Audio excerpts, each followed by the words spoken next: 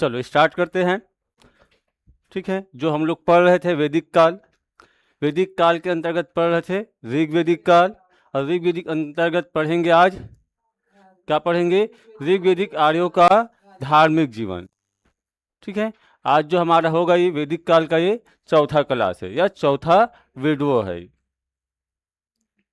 चलो, इससे हम लोग जो पहले पढ़े थे सामाजिक जीवन पढ़े थे, आर्थिक जीवन पढ़े थे, राजनीतिक जीवन पढ़े थे, कंप्लीट हो गया था।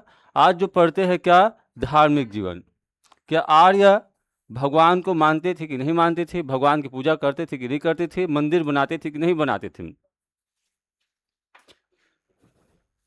चलो, इससे पहले ना मैं आपको कुछ बता रहा हूँ, सुनिए। ठीक है, जो आर्य का जीवन था, यदि हम देखते हैं तो आर्य का मुख्य व्यवसाय क्या था, पशुपालन। इस कारण में ना आर्य क्या करते थे, पशु चराने के लिए एक स्थान से दूसरे स्थान घूमते रहते थे।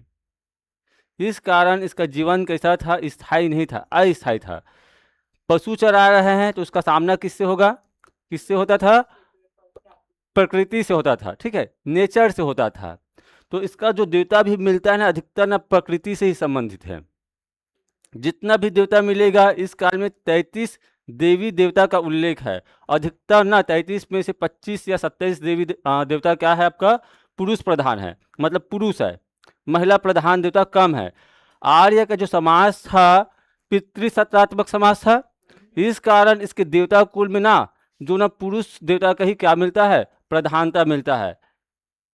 महिला देवी की प्रधानता नहीं है, 2-4 देवी का ही नाम मिलता है। ठीक है, कुछ डाउट है? चलो लिखिए, इसको छोटा से लिखिए। आर्य आर्य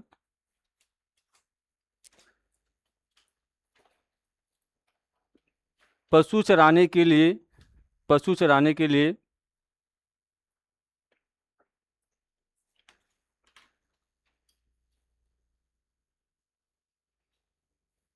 पशु चराने के लिए भ्रमणशील था। भ्रमण, इसका जीवन भ्रमणशील था। ठीक है, इसका जीवन भ्रमणशील था। इस कारण इसका सामना, इस कारण इसका सामना, इसका सामना प्रकृति, नेचर, प्रकृति से होता था, प्रकृति से होता था। इसलिए इसका देवता, देवता या देवी देवता प्रकृति से मिलता जुलता है, प्रकृति से मिलता जुलता है। इसका समाज, फिर आगे लिखना, इसका समाज पितृ प्रधान था, पितृ प्रधान था। हाँ, इसका समाज पितृ प्रधान था, आर्यों का, पढ़े ना। इस कारण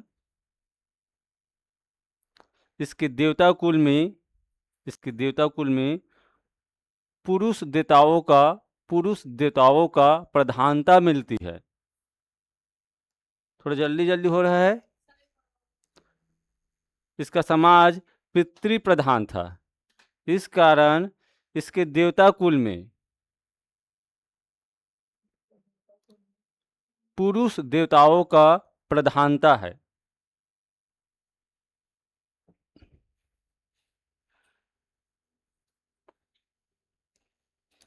ठीक है, एक चीज और है, आर्य ना जो इस समय पूजा करते थे वो ना मोक्ष प्राप्ति के लिए पूजा नहीं करते थे। ठीक है, जैसे कि हम लोग अभी पूजा करते हैं, किसके लिए करते हैं, मोक्ष प्राप्ति के लिए, हे भगवान मुझे मोक्ष मिल जाए। ठीक है, अब मोक्ष प्राप्ति होना मतलब आपका ना पुनर्जन्म नहीं होना, उसको बोलते हैं मोक्ष प्राप्ति बोलते हैं। आदमी बोलते ना, आदमी का आत्मा भटक रहा है, बार बार उसका जन्म हो रहा है। मोक्ष कब मिलेगा, यदि आपको ना जन्म और मृत्यु का चक्र रुक जाए, उसको बोलते हैं मोक्ष बोलते हैं। इस समय जो पूजा करते थे सुख समृद्धि के लिए पूजा करते थे, सुख शांति के लिए।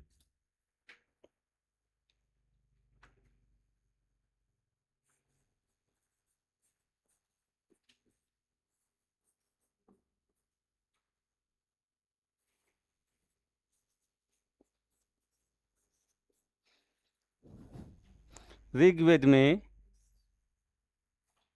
बताइए 33 कोटि देवी देवता का उल्लेख है। हम लोग वर्षों पुराने पढ़ते आ रहे हैं, ठीक है। 33 कोटि देवी देवता क्या होता है, इसका मीनिंग बताइए इधर नंदनी, ठीक है। 33 कोटि देवी देवता क्या होता है? चलो इधर चंचल, गीतांजलि, क्या होता है पढ़ते ना, 33 कोटि देवी देवता की जय बोलते ना। हाँ, ये 33 कोटि मतलब करोड़ नहीं है, एक चीज याद रखना। 33 कोटि मतलब क्या हो जाएगा, ये 33 प्रकार का देवी देवता है। कितना देवी देवता? 33 प्रकार के। हाँ, जो गलत उच्चारण करते, कई लोग बोलते हैं 33 करोड़ देवी देवता, ठीक है। तो ऐसा लगता है जितना हमारा जनसंख्या नहीं उतना तो देवी देवता हो गया है, ठीक है। सभी के ऊपर थोड़ा थोड़ा कृपा करेंगे तो हम लोग तो बहुत ज़्यादा आगे बढ़ जाएंगे, इतना अमीर हो जाएंगे, हमारे पास सोना चांदी अधिक हो जाएगा। सही बोल रहे हैं, ठीक है। तो 33 क्या है, प्रकार का देवी देवता है, 33 कोटि।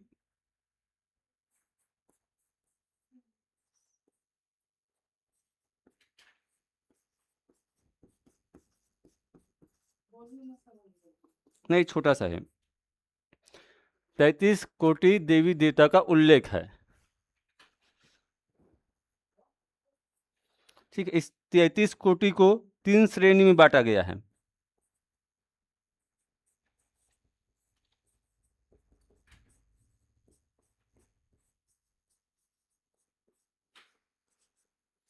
ठीक है, ये 33 कोटि देवी देवता को 3 श्रेणी में बांटा गया है। कौन कौन सा श्रेणी देखिए। एक श्रेणी पृथ्वी के देवता, मतलब जो देवतागण पृथ्वी में रहते हैं, जैसे कि अग्नि कहाँ रहते हैं, पृथ्वी में ही आग लगता है ना, ये कि आकाश में लगता है। हाँ, पृथ्वी के देवता, ठीक है। एक श्रेणी यह है। दूसरा हो जाएगा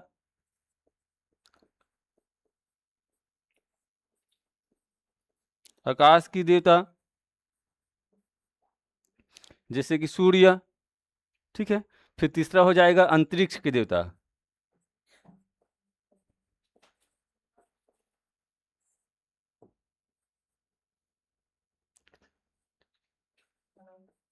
ठीक है। ये 3 प्रकार के देवताओं का उल्लेख है और प्रत्येक श्रेणी में 11-11 देवता था। प्रत्येक श्रेणी में 11-11 देवता, ठीक है। तो इसको हम लोग देखेंगे 33 देवताओं में, तो सभी को नहीं पढ़ेंगे, जो इंपॉर्टेंट है जैसे कि 10-15 देवता उसको पढ़ेंगे। ऋग्वेदिक काल में सबसे सर्वोच्च देवता कौन, बताइए? इंद्रदेव। किसका देवता? ठीक है, इंद्रदेव क्या कराते हैं, बारिश कराते हैं। मैं यहाँ पर प्रमुख देवता बता रहा हूँ, ठीक है। प्रमुख देवता, प्रमुख देवी देवता लिखेंगे।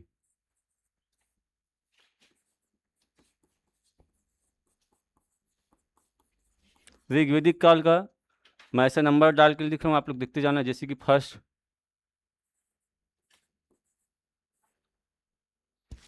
ये लिखा है, इंद्र लिखा ना, ये किसका देवता कहा गया है, इंद्र का? आप लोग देखना, सीरियल वगैरह में देखे होंगे, टीवी में देखे होंगे, जो इंद्र देवता होते हैं बड़ा क्रोधी भी होते हैं, है ना, ठीक है। और अधिकतर ना राक्षस से भिड़ जाते हैं। भिड़ते कि नहीं भिड़ते हैं? क्योंकि उसको इस बात का डर रहता है कि मेरे स्वर्ग को कोई राक्षस लेकर न ले जाए, और स्वर्ग में और कौन रहते हैं, अप्सरा ठीक है, उसको भी ले जाएंगे।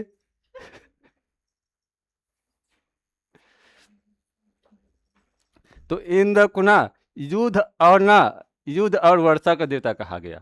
किसका? युद्ध और वर्षा का देवता,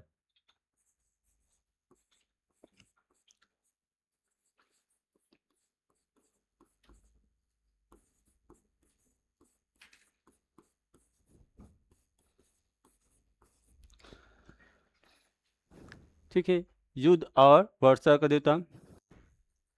ऋग्वेद में इसका नाम पुरंदर भी मिलता है। पुरंदर मतलब पुरंदर का मतलब होता है किला को तोड़ने वाला, किला को ध्वस्त करने वाला। आर्य क्या करते थे? पशु चराते थे। अधिकतर जो लड़ाई होते थे किसके लिए होते थे? पशुओं के लिए। और इसका जीवन में दूसरा महत्वपूर्ण कार्य क्या था? लड़ाई करना भी था आर्यों का। एक तो पशुपालन कर रहा है, दूसरा क्या? लड़ाई। देखिए इसे मतलब इंद्र को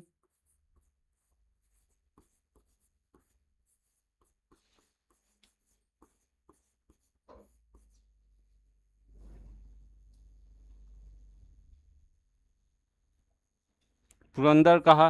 ठीक है, पुरंदर कहा है। मतलब इसका हो जाएगा किले। किले जानते होंगे, किले को ध्वस्त करने वाला।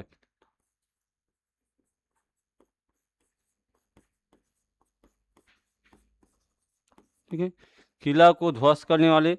ठीक है, ऋग्वेदिक काल का इंद्र का ऋग्वेदिक काल में इंद्र सबसे महत्वपूर्ण देता है। हमें इस बात की जानकारी कैसे मिलता है पता है? ऋग्वेद में हम लोग पढ़े कितना सूक्त है? 10 मंडल पढ़ते ना ये, 10 मंडल और 1028। हाँ, 1028 सूक्त है। 1028 सूक्त में 250 सूक्ति में इसका क्या किया गया है? स्तुति किया गया है, उसका उल्लेख है। इस कारण कहा जा सबसे ज्यादा उल्लेख इसी का है। इसी आधार पर क्या करते हैं हम लोग? कह सकते हैं कि ये क्या हो जाएगा? ऋग्वेदिक आर्यों का सबसे महत्वपूर्ण देवता था ये। क्या लिखेंगे? सबसे महत्वपूर्ण देवता था। इसके अलावा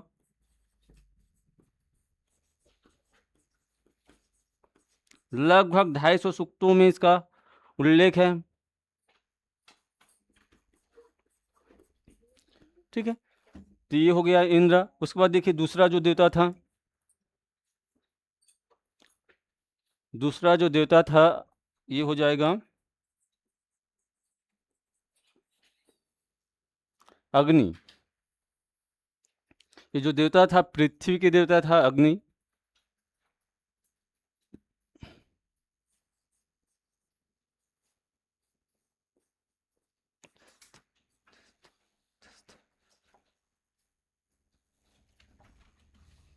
और इसको कहा गया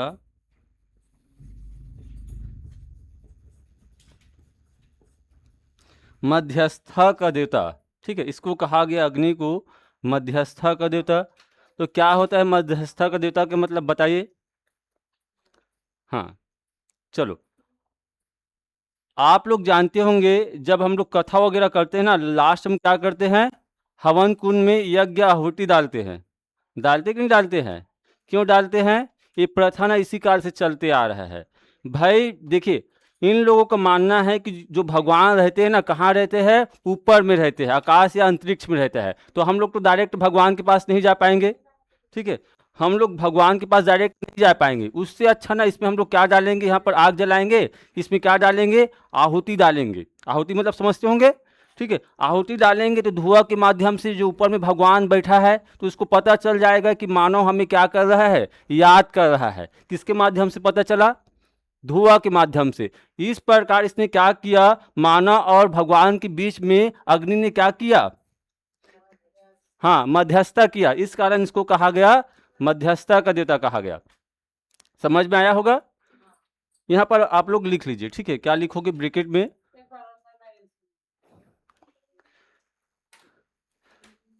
चलो ठीक है, अभी इतना ही सुनिए, उसके बाद में सुनना। ठीक है, आदमी और भगवान के बीच में। हाँ, आदमी और, यहाँ पर ब्रैकेट में लिख लीजिए ना, आदमी और या मानव और भगवान के बीच में मध्यस्थता करता था।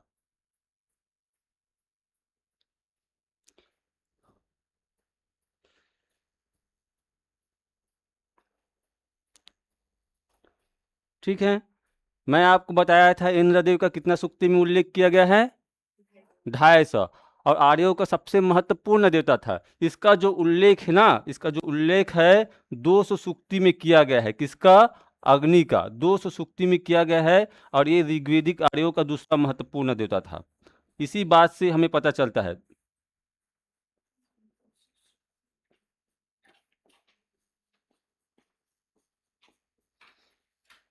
दूसरा महत्वपूर्ण देवता। ठीक है, तीसरा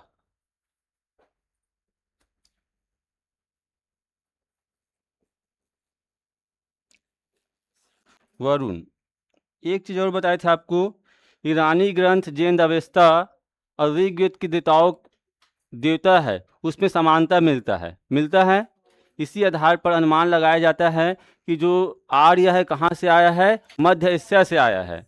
और वहाँ कौन कौन से 4 देवता है जिसमें समानता मिलता है, ईरानी ग्रंथ जैन अवेस्ता और जो ऋग्वेदिक देवता है। तो 4 देवता का नाम आपको बताए थे, क्या क्या बताए थे? एक तो अग्नि था, वरुण, क्या हो जाएगा, इंद्र, ये अग्नि नहीं था, सॉरी अग्नि नहीं था, वरुण था, इंद्र था, नासत्य था, मित्र था। देखिए अब इसके बारे में, वरुण नहीं, इसको कहा गया ईरानी ग्रंथ जैन अवेस्ता, ये पढ़े थे। इस चीज को पूछ दिया है, एग्जाम में पूछा गया है कि जैन अवेस्ता कहाँ का ग्रंथ है ये। हाँ, जैन अवेस्ता, जैन,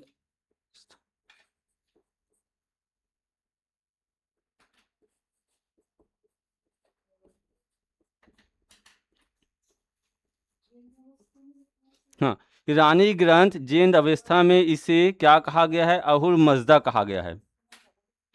ठीक है, क्या कहा गया है, अहुर मजदा कहा गया है। कौन से देवता को कहा गया, वरुण देवता को। जैसे कि हम लोग वरुण बोलते हैं ना, तो ईरान के लोग इसको क्या बोलते हैं,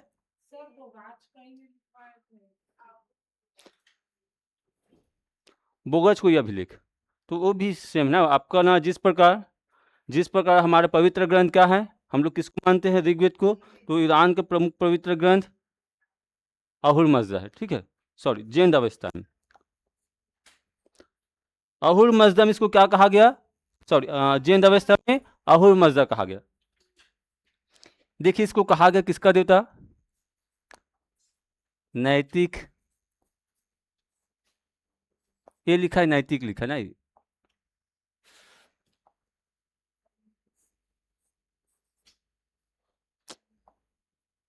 फिर ये गड़बड़ हो गया।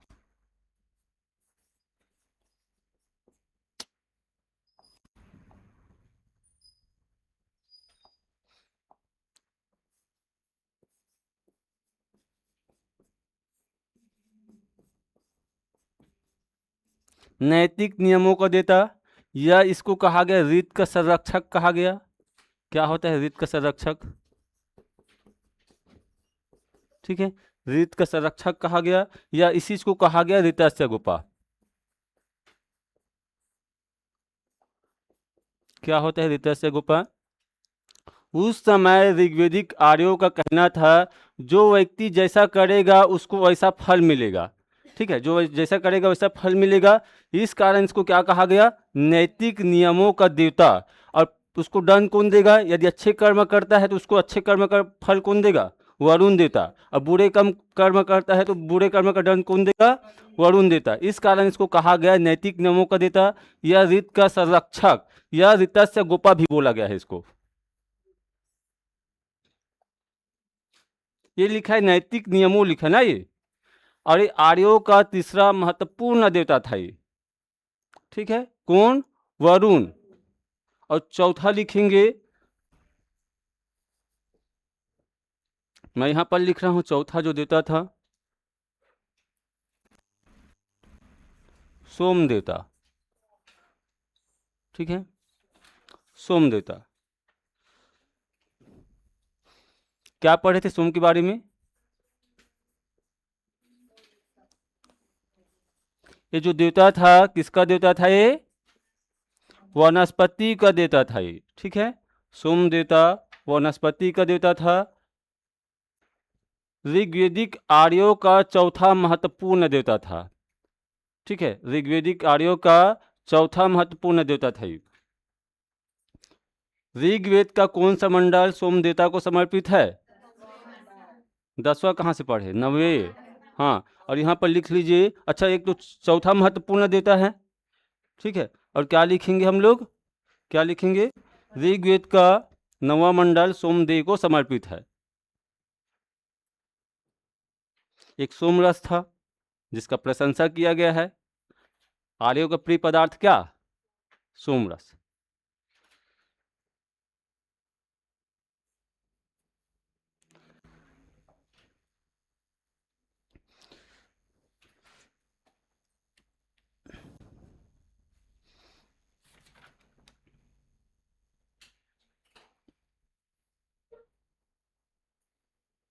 कितना देवता हो गया? 4 हो गया सभी का। चलो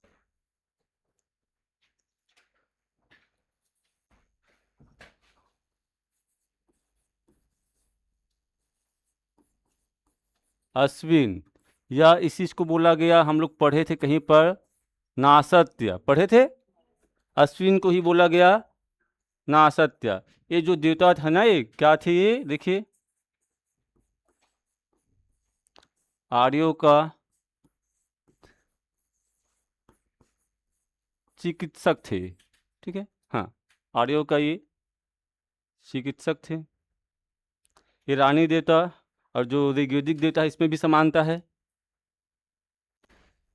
ठीक है। आर्यों के चिकित्सक थे, विपत्तियों को हरने वाला देवता था ये। अब उसके बाद लिखेंगे, पांचवा हो गया ना ये, पांचवा, ठीक है। ये यहाँ पर लिखेंगे सविता। सविता आपको बता रहे क्या है, सविता किसको कहा जाता है? हाँ, पहले सुनिए, उसके बाद देवी लिखना है कि देवता लिखना है, उसके बाद आप लोग डिसाइड करना, ठीक है, क्या है। देखिए इसको, लिखिए, मैं बता रहा हूँ।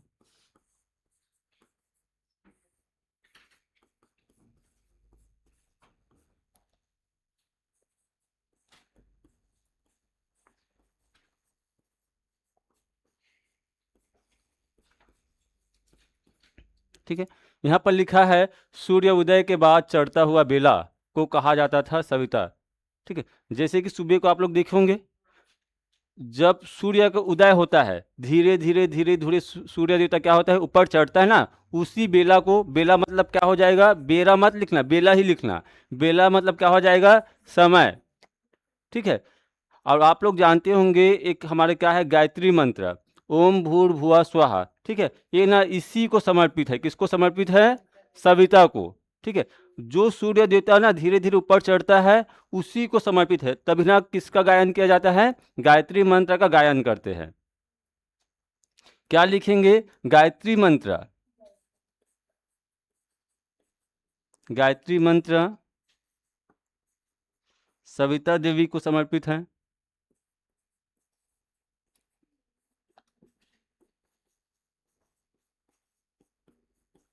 अब इसके बारे में तो थोड़ा डिटेल से ही पढ़ेंगे, ठीक है। सविता देवी को ही समर्पित है, ठीक है। चलो अब इसके बारे में सुनिए, गायत्री मंत्र किसने लिखा, इसका लेखक कौन, उस दिन बताए थे, मैं इसका बात कर रहा हूँ ना। क्या हुआ, कोई पीछे से इतना स्माइल क्यों आ रहा है? हाँ, किसी का नाम है क्या, सविता देवी, ठीक है। किसी का नाम है क्या, विश्वामित्र, मैं तो ऐसे खड़ा भी हूँ यहाँ पर। हाँ, इसका जो गायत्री मंत्र का लेखक था कौन था, विश्वामित्र, इसने गायत्री मंत्र को लिखा है, ठीक है, विश्वामित्र। चलो, ऋग्वेद में 10 मंडल है, और 10 मंडल का रचना करना अलग अलग व्यक्ति है। पहले मंडल को अलग व्यक्ति ने लिखा, दूसरे मंडल को अलग ने लिखा, तीसरा को अलग ने लिखा, ठीक है। ये जो गायत्री मंत्र जो लिखा गया है ऋग्वेद के तीसरे मंडल में है, कौन है ये, ऋग्वेद के तीसरे मंडल, ठीक है, तीसरे मंडल पर है ये।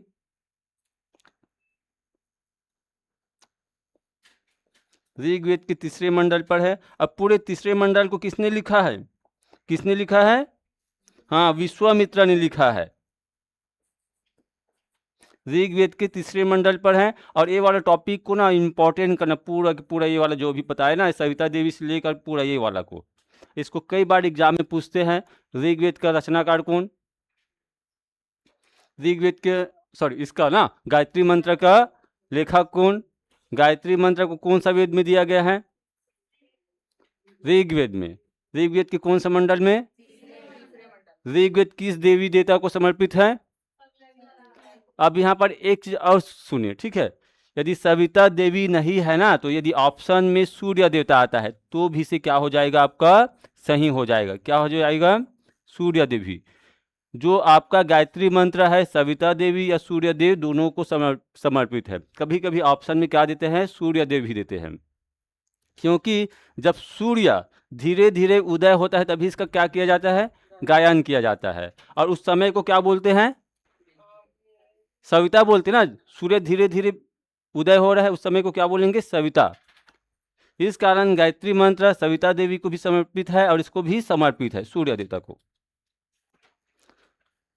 चलो ये हो गया हमारा ये सविता देवी। सातवां देखते हैं, सातवां जो लिखेंगे,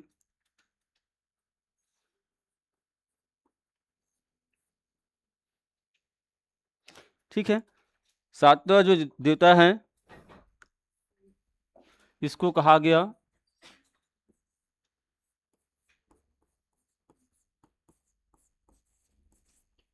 क्या कहा गया इसको, हाँ, विश्व का संरक्षक कहा गया।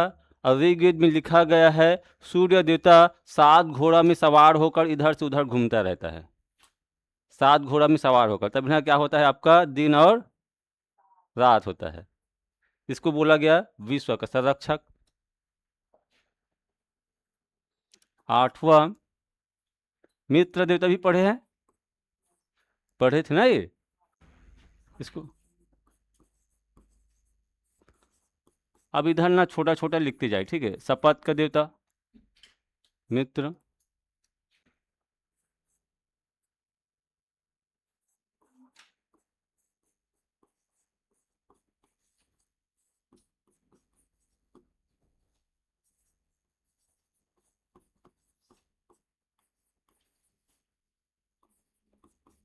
उषा देवी है ना ये, ठीक है।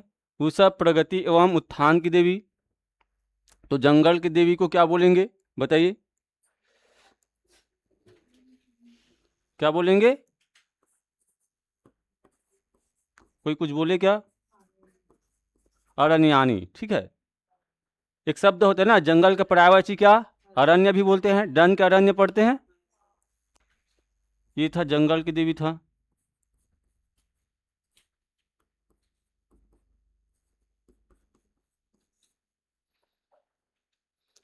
हाँ 11वां हो जाएगा।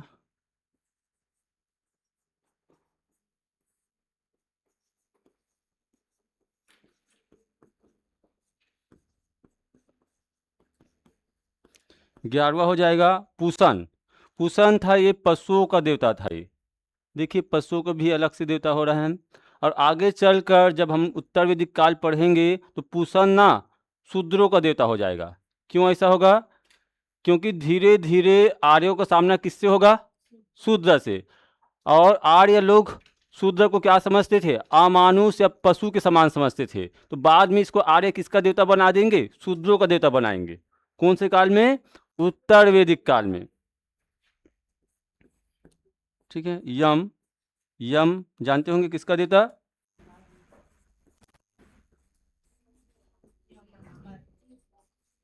ठीक है, मृत्यु के देवता।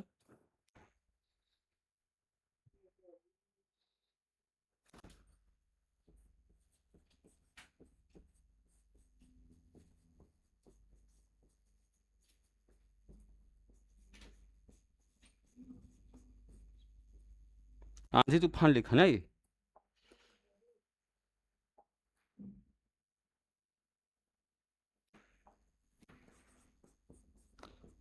मरुत आंधी तूफान का देवता। फिर लिखेंगे 14,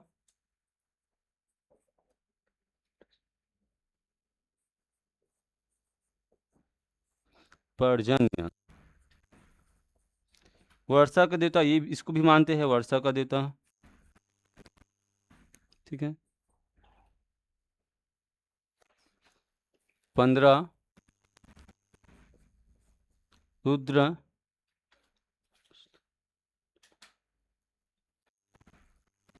इसको भी कहा जाता है आंधी तूफान बिजली वगैरह जो चमकता था उसका देवता कहा गया था, रुद्र।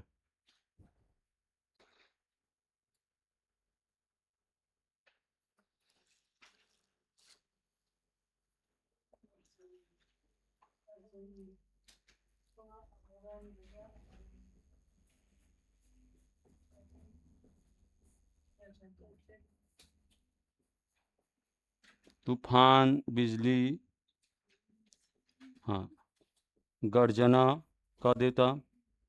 और इसको कहा जाता है शिव का आरंभिक रूप भी बोलते ना ये। हाँ हाँ, इसको रुद्र को क्या बोलेंगे? शिव का प्रारंभिक रूप बोलते हैं।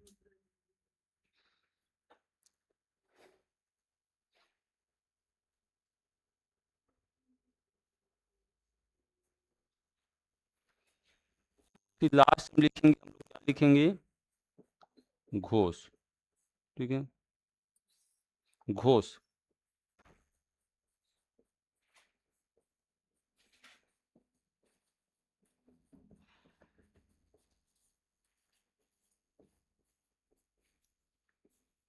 आर्यों का ये सबसे प्राचीन देवता था, घोष।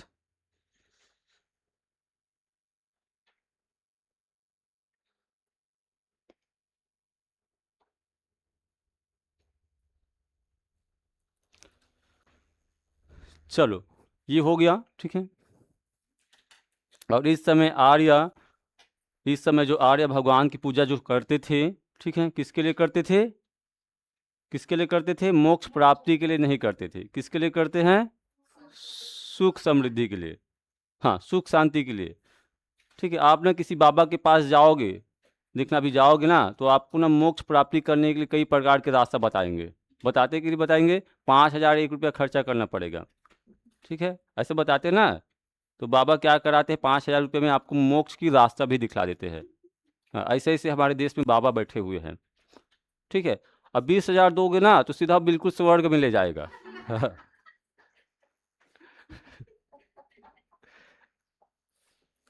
भाई, इन लोग ने क्या कर लिया है, धर्म को पूरा क्या कर लिया है, व्यापार और बिजनेस बना कर रखा है।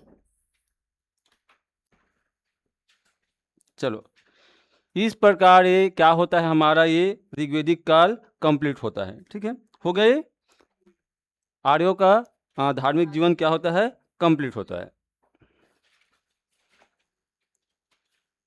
इसके बाद जो क्या पढ़ेंगे हम लोग, देखिए, उत्तर वैदिक काल। ठीक है, ऋग्वेदिक काल कंप्लीट, उत्तर वैदिक काल।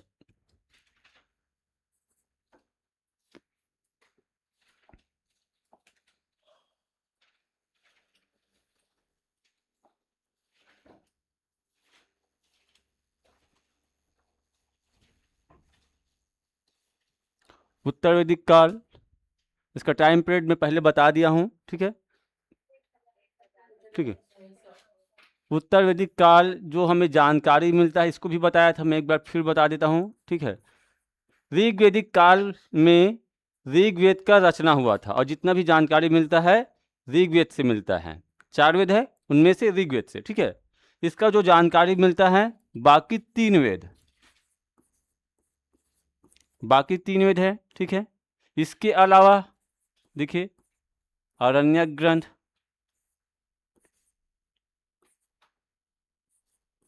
ठीक है, ब्राह्मण ग्रंथ, इसको भी पहले बता दिए हैं।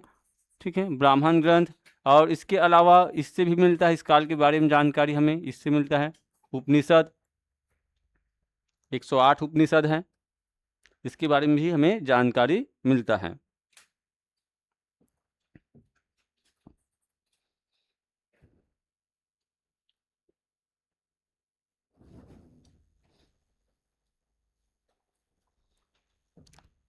चलो, इसको देखते हैं हम लोग। इसका टाइम पीरियड भी चेंज हो जाएगा ना, 1000 से कहाँ तक चले जाएगा ये, 1000 ईसा पूर्व से चला जाएगा ये 600 ईसा पूर्व। ठीक है, तो हम लोग देखेंगे इस काल में आर्यों का प्रसार। क्या देखेंगे? आर्यों का प्रसार। जब भारत में आर्य ने 500 वर्षों तक रहा होगा, तो उसके जीवन में कुछ ना कुछ तो चेंज आया होगा, है ना ये, आर्यों का प्रसार। चलो, आप लोग थोड़ा इसको समझ लीजिए उसके बाद। ठीक है, उसके बाद मैं आपको बता रहा हूँ कैसा होता है। आर्य जो आए थे भारत में, मध्य हिस्सा से आए थे। आर्य मतलब क्या हो जाएगा? ब्राह्मण, क्षत्रिय, वैश्य। ठीक है, जितना सवर्ण जाति के लोग हैं इसी में आते हैं आर्य में। ठीक है, कहाँ से आए थे? बाहर से। ठीक है, कहाँ से आया था? मध्य एशिया। जब ये भारत में इस क्षेत्र में आते हैं ना, तो इस क्षेत्र में स्टार्टिंग में निवास करते हैं। इस सप्त सिंधु प्रदेश में निवास किया था, इसी क्षेत्र में आर्य। इसी कारण इसको क्या कहा गया? सप्त सिंधु प्रदेश। अब धीरे धीरे ना इस काल में आर्य जैसे कि उत्तर वैदिक काल में आगे बढ़ते हैं, ऐसे आगे बढ़ेंगे। ठीक है, तो यहाँ पर कौन सी नदी? देखिए हम लोग पढ़ते हैं गंगा नदी, पढ़ते ना ये, और यहाँ पर क्या है? यमुना। ठीक है, ये वाला क्षेत्र को इसने क्या किया, जो जंगल क्षेत्र था इसका कटाई किया और यहाँ पर निवास किया। किस क्षेत्र में? ये क्या हो जाएगा? गंगा और यमुना के दोआब में। ये क्या है? गंगा नदी है, और कौन सी नदी है? यमुना। ठीक है, जब ये इस क्षेत्र का कटाई किया, साफ सफाई किया और इस वाले क्षेत्र में निवास किया, बसना स्टार्ट किया, तो इस क्षेत्र को कहा गया है, क्या कहा गया है? ब्रह्मर्षि देश कहा गया है। क्या कहा गया? ब्रह्मर्षि देश। ठीक है, हमें बाकी के जो अन्य ग्रंथ में गंगा यमुना का दोआब क्या मिलता है? ब्रह्मर्षि देश मिलता है। अभी वर्तमान में कौन सा क्षेत्र है? कुरुक्षेत्र का नाम है, कुरुक्षेत्र वर्तमान हरियाणा क्षेत्र।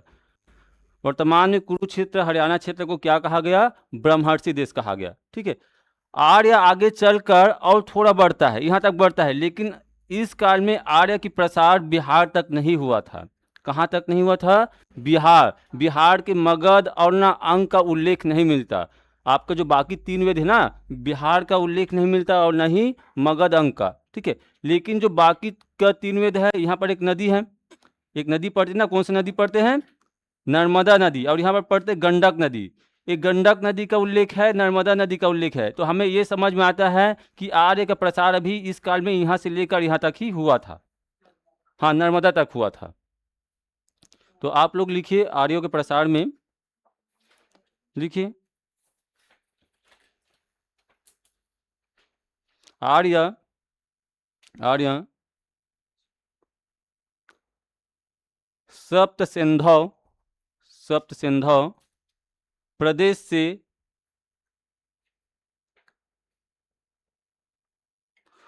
पूर्व की ओर बढ़े, पूर्व की ओर बढ़े,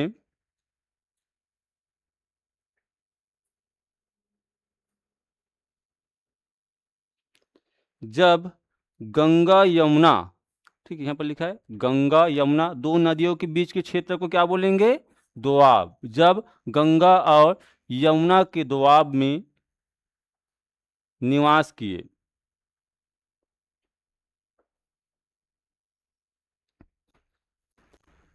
तो इसे, यहाँ पर नाम लिखा है हाँ, तो इसे ये लिखा है ब्रह्मर्षि देश,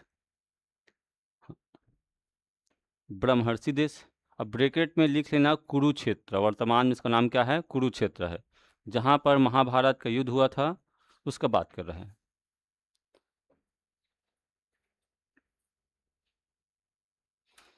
ठीक है, फिर लिखेंगे इस इसमें, एक तो हो गया।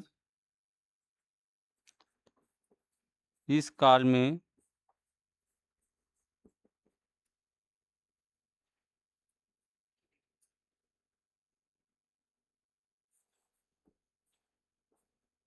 मगध, ये मगध लिखा ना ये, चलो बोल रहे हैं ना, इस काल में, इस काल में, इस काल में मगध और अंग, हाँ अंग, मगध और अंग आर्यों के, आर्यों के पहुंच से बाहर था। ठीक है, पहुंच से बाहर था, क्योंकि अथर्ववेद में, अथर्ववेद में इसे क्या कहा गया है? देखिए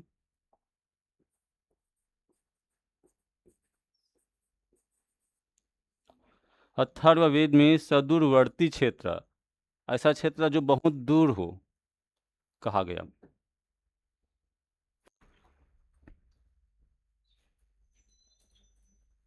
अथर्ववेद में सदूरवर्ती क्षेत्र कहा गया। चलो उसके बाद देखिए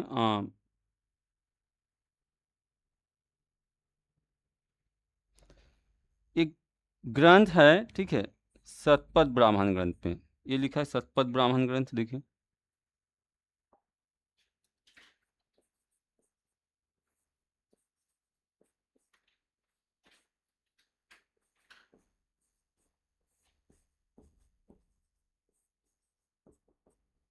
शतपथ ब्राह्मण ग्रंथ में जैसे कि मैं बताया, आर्य की प्रसार कहाँ तक गया था? दक्षिण में नर्मदा तक, नहीं?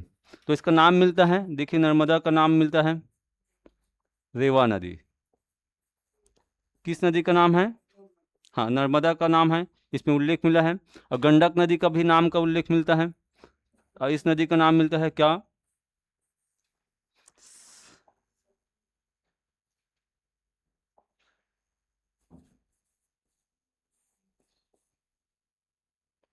ठीक है, ये सदा नीरा नदी मतलब क्या हो जाएगा? ये गंडक। ये यूपी और बिहार के लगभग बॉर्डर पर ये बहने वाली नदी है, ये गंडक। ठीक है, तो हमें ये पता चलता है कि जो आर्य की सभ्यता या संस्कृति था, यहीं तक अभी क्या था? सीमित था। ठीक है, फिर यहाँ पर क्या लिखेंगे हम लोग? बाद के काल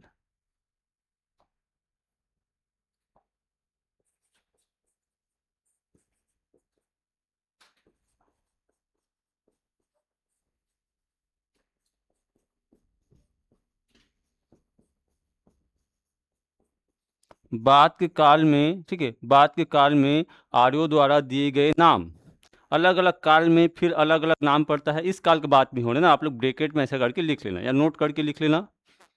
ठीक है, बाद के काल में, अब कैसा? अब इसको भी सुनिए, इसको भी सुनिए।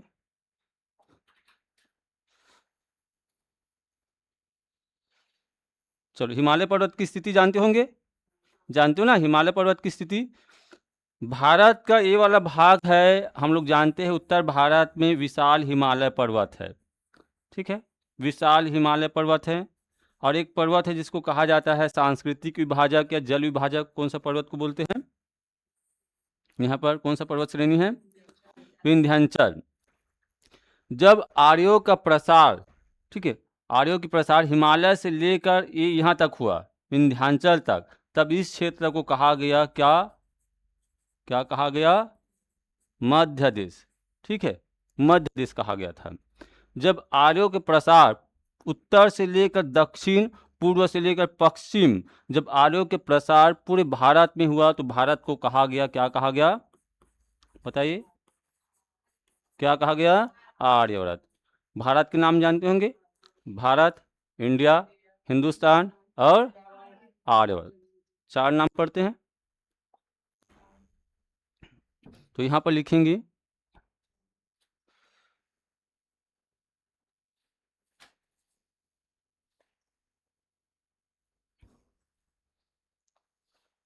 आप लोग लिखोगे क्या? ऐसे लिख लेना, आर्यों का प्रसार, का प्रसार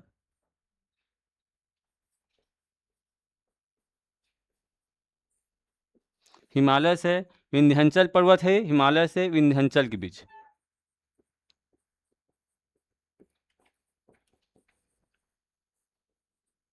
विंध्याचल के बीच हुआ तो इसको कहा गया मध्य देश। अब बाकी आप लोग लिख लेना, जब आर्यों की प्रसार पूरे भारत में हुआ तो इसको कहा गया आर्यव्रत। और गंगा यमुना के बीच में होता है तो दोआब में। चलो लिखिए, फिर बता दो।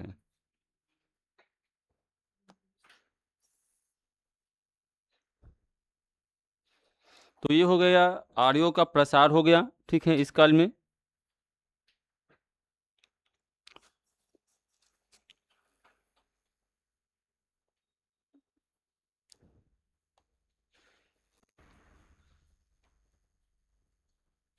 चलो, एक क्वेश्चन है, किस क्षेत्र को आर्य ने ब्रह्मर्षि देश कहा? गंगा यमुना की दोआब। ठीक है, किस क्षेत्र को आर्य ने ब्रह्म देश कहा, सॉरी मध्य देश कहा? क्या हो जाएगा? हिमालय और विंध्याचल के बीच के क्षेत्र।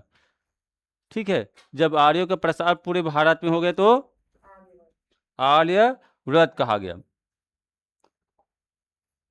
चलो अब इस काल में देखेंगे, हम लोग पढ़ रहे हैं उत्तर वैदिक काल। उत्तर वैदिक काल का सामाजिक जीवन देखेंगे, ठीक है।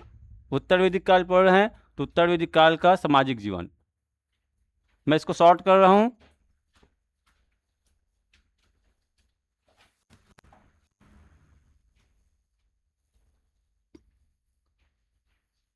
दिखाई दे रहे हैं ना, देखिए वीडियो में कट सुना रहे हैं, नहीं कट रहे हैं। उत्तर वैदिक काल का सामाजिक जीवन,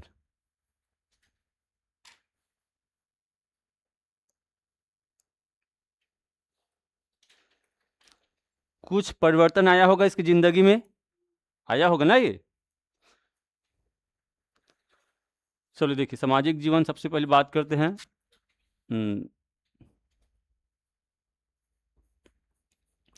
इसका समाज ना जो पहले था वैसे ही था, ठीक है। समाज अभी भी क्या था, पितृ प्रधान था, इसमें चेंज नहीं हुआ है, ठीक है। समाज के प्रमुख को सॉरी परिवार के प्रमुख को क्या बोलते थे, कुलप बोलते थे। फिर उसके बाद जो विष के प्रमुख को विषपति, फिर जन के प्रमुख को फिर क्या था, ग्राम था। अच्छा ग्राम वाले छोड़ दिए, समाज पहले जैसे, ठीक है। समाज कैसे रहेगा, पहले जैसे। तो इस पर हम पढ़ेंगे भी नहीं, इसको लिखने की जरूरत नहीं है, इसको समाज के बारे में ज़्यादा पढ़ने की जरूरत नहीं, ठीक है।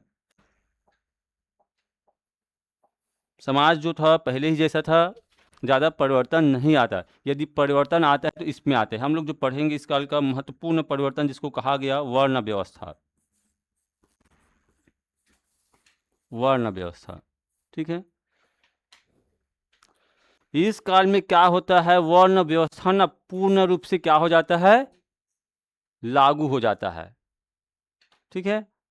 हम लोग पिछले काल में पढ़े थे जो वर्ण व्यवस्था था, क्या था ये, जन्म मूलक न होकर क्या था, कर्म मूलक था। इस काल में क्या हो जाता है, ये बिल्कुल ये क्या हो जाता है, जन्म मूलक हो जाता है। अब ब्राह्मण के पुत्र को ही ब्राह्मण कहा जाएगा, चाहे योग्य हो या ना हो, वो क्या है, ब्राह्मण है, श्रेष्ठ है। लेकिन यदि कोई शूद्र है, शूद्र में कूट कूट कर योग्य भरा है, फिर भी से वो उसको क्या कहा जाएगा, शूद्र कहा जाएगा, ठीक है। लेकिन पहले वाले काल में ऐसा नहीं होता था, शूद्र भी ब्राह्मण बन सकते थे, ठीक है, शूद्र भी ब्राह्मण बन सकते थे। तो क्या लिखेंगे, इस काल में वर्ण व्यवस्था पूर्ण रूप से लागू, ना पूर्ण रूप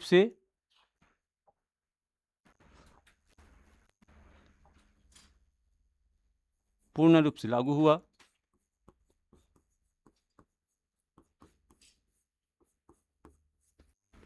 ठीक है। फिर आगे लिखेंगे पूर्ण रूप से लागू वर्ण व्यवस्था, वर्ण व्यवस्था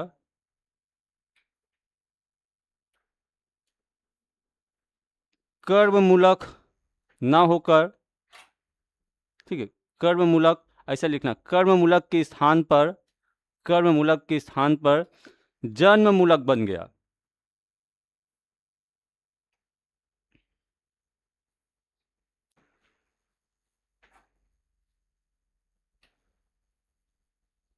ठीक है। फिर इसी में लिखेंगे अगला लाइन चेंज करके, चारों वर्ण का कुछ कार्य निर्धारित करते हैं, चारों वर्ण का कर्तव्य,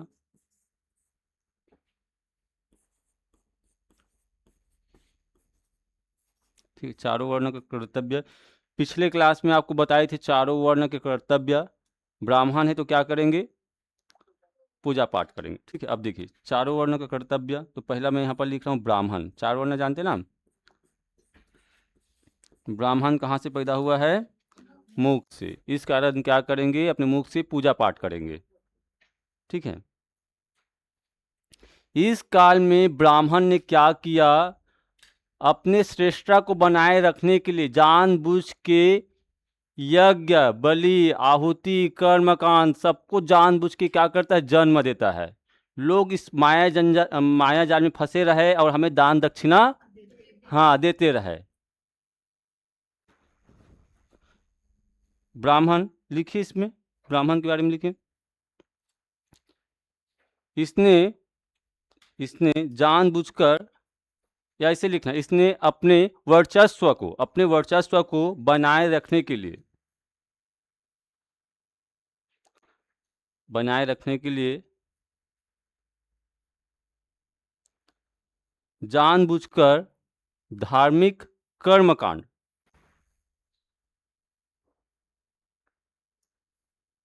धार्मिक कर्मकांड को जन्म दिया।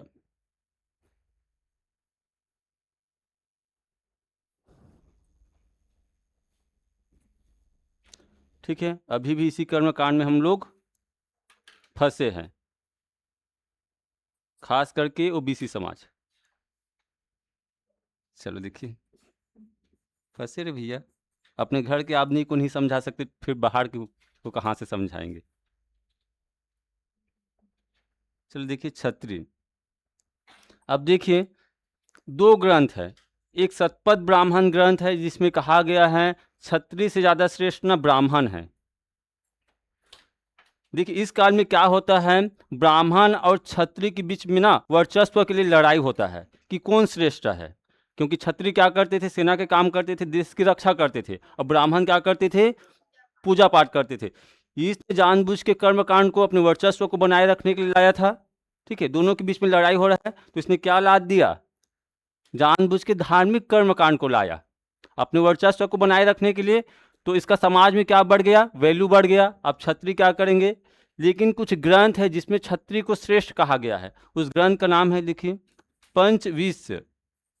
हाँ, पंचविश एक ग्रंथ है ना, ब्राह्मण ग्रंथ है, या इस चीज को बोलते तांडव बोलते, तांडव ब्राह्मण ग्रंथ में क्षत्रिय को ब्राह्मण से श्रेष्ठ कहा।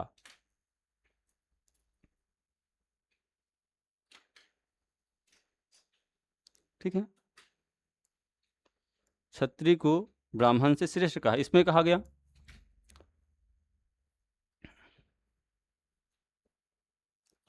एक और ग्रंथ है, देखिए यहाँ पर, मैं यहाँ पर लिख रहा हूँ, थोड़ा सा सुनिए इसके बारे में। शतपथ ब्राह्मण ग्रंथ में बोलते हैं कि ना क्षत्रिय से ज्यादा श्रेष्ठ तो ब्राह्मण है, इसमें बोलते हैं। चलो उसके बाद देखिए, कौन सा वर्ण आएगा, वैश्य आएगा ना ये।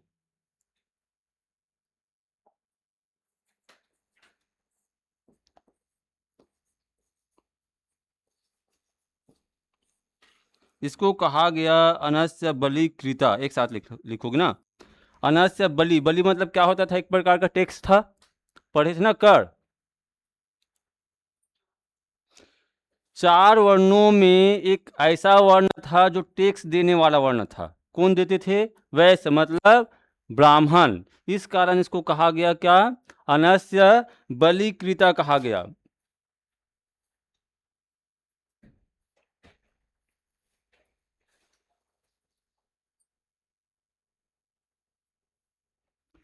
ठीक है, क्या लिखेंगे, प्रमुख उत्पादक राज्य,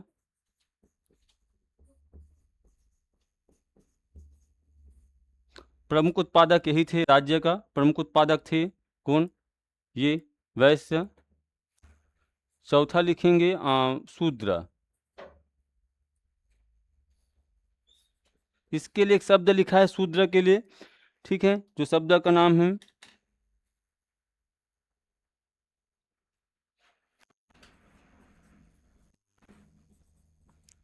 अनस्य पेश्य। ठीक, इसका अर्थ होता है तीनों का सेवक। कौन कौन तीनों का सेवक, हाँ, ये ब्राह्मण क्षत्रिय वैश्य का सेवक शूद्र। ठीक है,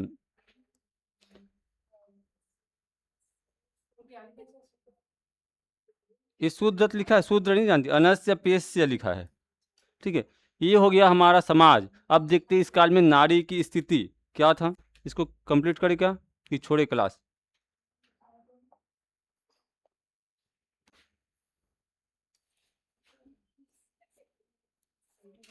नारी की स्थिति या स्त्रियों की स्थिति एक ही है। ठीक है, नारी की, एक मिनट,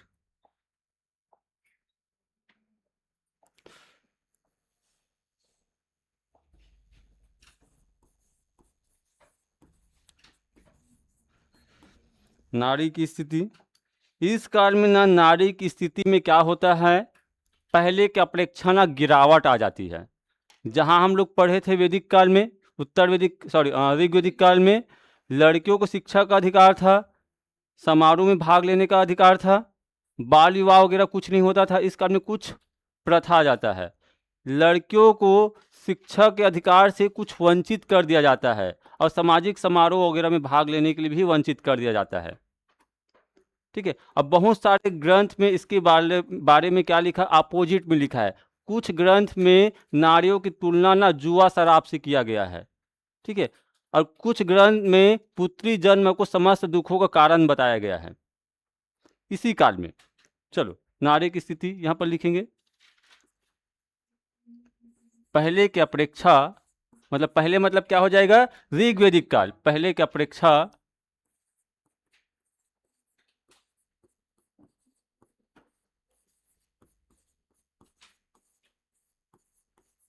गिरावट आई। ठीक है। लड़की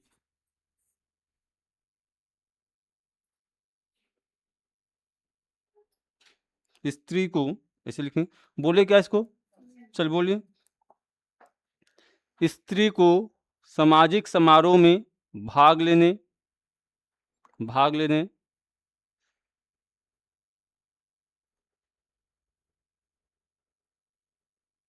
सामाजिक समारोह में भाग लेने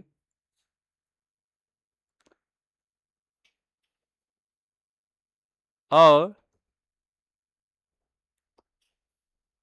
शिक्षा में, है ना, शिक्षा लेने में वंचित करने का प्रमाण मिलता है, वंचित करने का प्रमाण मिलता है। कुछ प्रथा चल रहा था इस काल में। ठीक है। अब पहली बार कौन सा प्रथा आ जाता है इस काल में, बाल विवाह। अरे भाई लड़की करना, जल्दी जल्दी शादी करो, मेरे घर में मत रखो। ठीक है। खर्चा कर रही है ये। किसका किसका खर्चा बताइए, मेकअप का। चलो बाल विवाह मतलब जानते होंगे, मतलब कम एज में विवाह। एक प्रथा तो पहले से चल रहा था, ये भी प्रथा चल रहा था। कौन सा प्रथा, नियोग प्रथा। हाँ, इस काल में एक और प्रथा आता है जिसका नाम है सती प्रथा, तो इस काल में नहीं आता। ठीक है, एक प्रथा यार। ठीक है, ये प्रथा के बारे में भी जानकारी मिलता है, वेश्या प्रथा। हाँ, कुछ प्रथा ये वेश्या, ये चालू हो गया था। ठीक है। नियोग है, नियोग प्रथा मतलब देखिए, नियोग प्रथा कई लोग नए होंगे यहाँ पर। उस दिन बताए थे, यदि कोई स्त्री है और उसका ना हस्बैंड या पति क्या हो गया है, मृत्यु हो गया है, तो एक संतान की प्राप्ति के लिए ना उसका विवाह देवर के साथ किया जाता था। उसको कहा गया नियोग प्रथा। और नियोग प्रथा से प्राप्त होने वाले पुत्र को क्या बोलते थे, क्षेत्रज बोलते थे क्षेत्रज। ठीक है। कुछ ग्रंथ है जिसमें नारियों का क्या किया गया है, निंदा किया गया है। मैत्रेयी संहिता, यहाँ पर लिखिए, मैत्रेयी संहिता।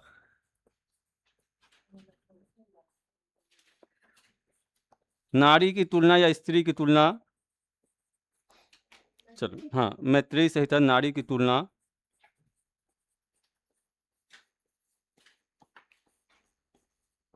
मदिरा व पासा, पासा मतलब ये हो जाएगा शराब, जुआ, पासा से किया गया है। ठीक है, पासा से किया गया है, मैत्रेयी संहिता। एक ग्रंथ है ऐत्रेय ब्राह्मण ग्रंथ। ठीक है, ऐत्रेय ब्राह्मण ग्रंथ। अच्छा टाइम भी होगा ना।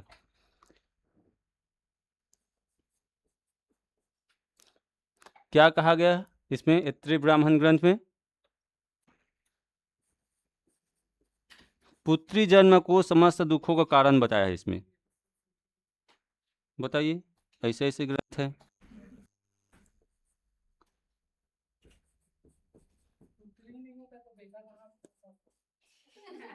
सही बोल रहे हो। ठीक है, आप समझ रहे हो इसको, पहले के लोग नहीं समझते थे।